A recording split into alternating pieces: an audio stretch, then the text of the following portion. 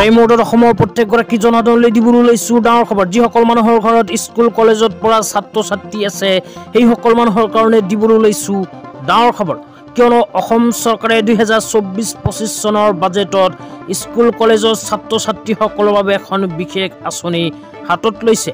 এইখন আঁচনিৰ জৰিয়তে 10ৰ পৰা 15,000 টকা পোনপটীয়াকৈ বেংক একাউণ্ট যোগে প্ৰদান কৰিব। তো কোনবোৰ ছাত্ৰ ছাত্ৰীসকলে লাভ কৰিব যদি জানিব বিচাৰে অনুগ্ৰহ কৰি ভিডিঅ'টো স্কিপ নকৰি প্ৰথমৰ পৰা শেষলৈ চাই থাকিব। আৰু মোৰ চেনেলত নতুন হ'লে প্লিজ চেনেলটো ছাবস্ক্ৰাইব কৰি মোৰ লগত থাকিব। আৰু ভিডিঅ'টো ভাল লাগিলে অনুগ্ৰহ কৰি শ্বেয়াৰ কৰি আপোনালোকৰ বন্ধুবৰ্গকো চোৱাৰ কাৰণে সুযোগ প্ৰদান কৰিব। তো অসম চৰকাৰে নতুনকৈ 2024-25 চনৰ বাজেটত অসম মুখ্যমন্ত্ৰী নিযুত মইনা আঁচনি ঘোষণা কৰিছে। তো মুখ্যমন্ত্ৰী নিযুত মইনা আঁচনিৰ অধীনত 10ৰ পৰা 15,000 টকা প্ৰদান কৰিব ছাত্ৰীসকলক। তো কোনবোৰ ছাত্ৰীয়ে লাভ কৰিব এতিয়া বিস্তাৰিত জনাইছো অনুগ্ৰহ কৰি ভিডিঅ'টো স্কিপ নকৰি প্ৰথমৰ পৰা শেষলৈ চাই থাকিব। তো আপোনালোকক মোবাইল স্ক্ৰীনত দেখুৱাই আছো অনুগ্ৰহ কৰি চাই থাকিব। তো কোনবোৰে লাভ কৰিব এই বিষয়ত ইয়াতে কোৱা হৈছে। একাদশ শ্ৰেণীত নামভৰ্তি কৰা প্ৰতিগৰাকী ছাত্ৰীৰ বাবে 10,000 টকাৰ নামভৰ্তিৰ উদগনি হিচাপে প্ৰদান কৰিব অসম চৰকাৰে।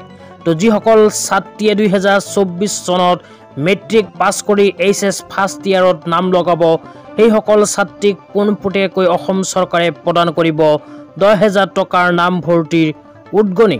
তাৰপিছত কোৱা হৈছে কলেজৰ প্ৰথম বৰ্ষত নামভৰ্তি কৰা ছাত্ৰীসকলক 12,500 টকা। তো যিসকল ছাত্ৰীয়ে 2024 চনত HS পৰীক্ষা দি পাছ কৰি কলেজত ফাৰ্ষ্ট ইয়াৰত নাম লগাব সেইসকল ছাত্ৰীক মুখ্যমন্ত্ৰী নিযুত মইনা আঁচনিৰ অধীনত প্ৰদান কৰিব 12,500 টকা। লগতে যিসকল ছাত্ৰীয়ে 2024 চনত গ্ৰেজুৱেশ্যন কমপ্লিট কৰি পোষ্ট গ্ৰেজুৱেশ্যনৰ ফাৰ্ষ্ট ইয়াৰত নাম লগাব সেইসকল ছাত্ৰীক অসম চৰকাৰে মুখ্যমন্ত্ৰী নিযুত মইনা আঁচনিৰ অধীনত পোনপটীয়াকৈ প্ৰদান কৰিব 15,000 টকা।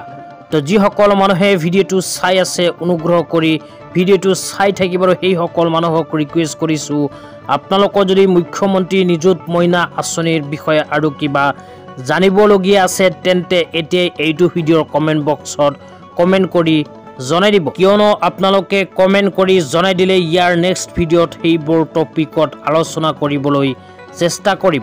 তো আজি ইমানেই, ধন্যবাদ।